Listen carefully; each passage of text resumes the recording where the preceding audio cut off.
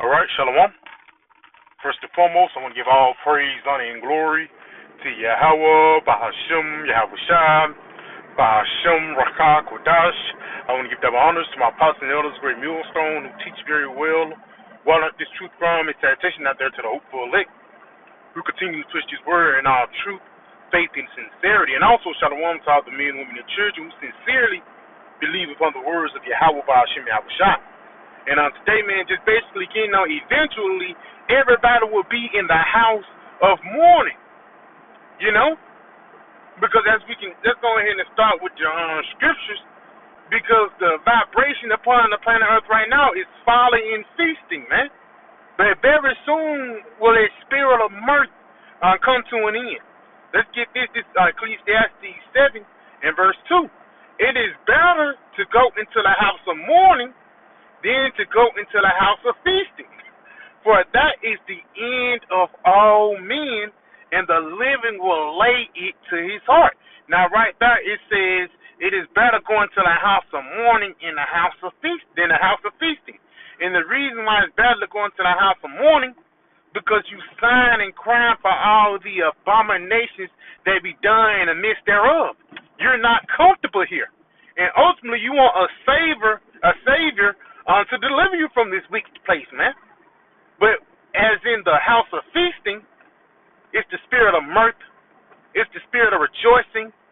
Also, it's the spirit that nothing can possibly go wrong. You know, even though when you go to like a party, when you go to an event, you don't expect it to get shot up. Now, if you expect it to get shot up, you won't even go. But at the same time, this event or this feast of America will ultimately be shot up with nuclear missiles, which will be sent by Yahweh Bahashim Yahweh, and these people would not be expecting it, man. Real quick, because the scriptures say, woe unto them that are at ease in Jerusalem, you know?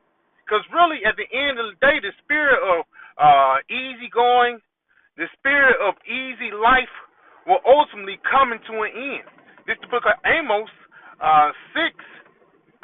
Yep, Amos 6. And then I'll start at verse 1. It says, woe to them that are at ease in Zion. So woe unto you guys that are living it up here. Again, going into the house of feasting. Don't think that nothing can possibly go wrong. And ultimately making your bed here in this place.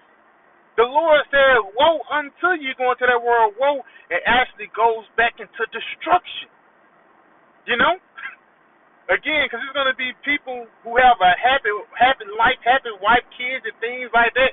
When those things get taken away from you, you're going to go into the house of mourning. You know? You living the party, you're going to leave the party then, man. Because you're going to realize that the party is over. You know?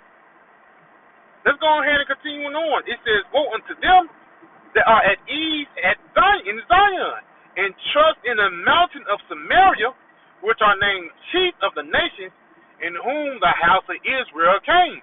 And really, when you go into it, it says that trust in the mountains of Samaria, because ultimately Jake is trusting in the glory of the Gentiles instead of trusting in the glory of the Most High, man.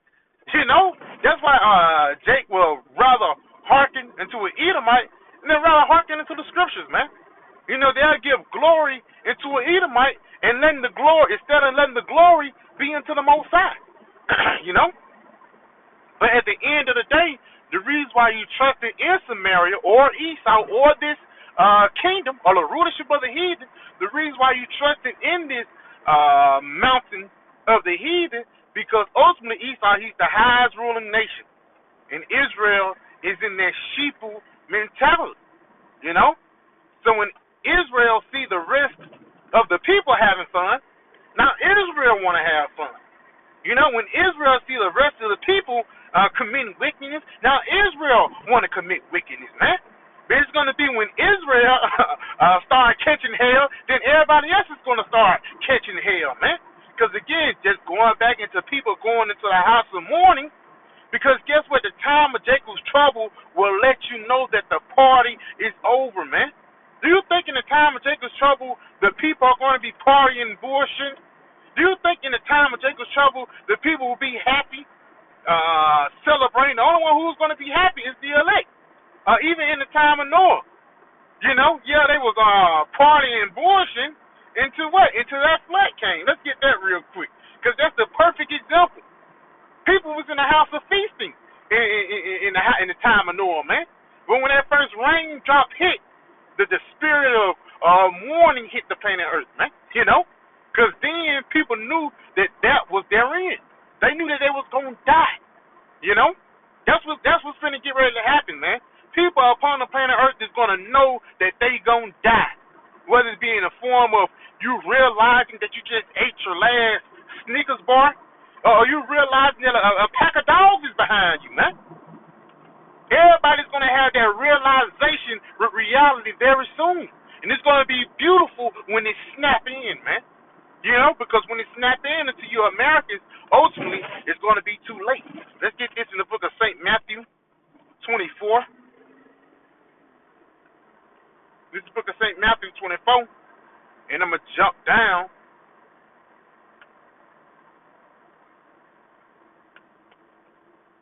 to verse 37. It says, "But as the days of Noah were, so shall also the coming of the Son of Man be." So they're comparing the times of the days of Noah into the times of Yahushua. It says, "For as in the days that were before the flood, they were eating and drinking, marrying and giving into marriage." Now, does that sound like the house of feasting? Does that sound like a good time, a party? It says, "in giving into marriage until the day that Noah entered into the ark, and knew not until the flood came." So you ain't knew what was going on. You didn't realize that the party was over until the bullets started flying, man.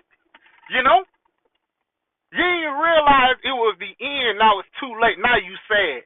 Now you disappointed because you thought that this party was going to last forever, but in your eyes it got shut down too early, man.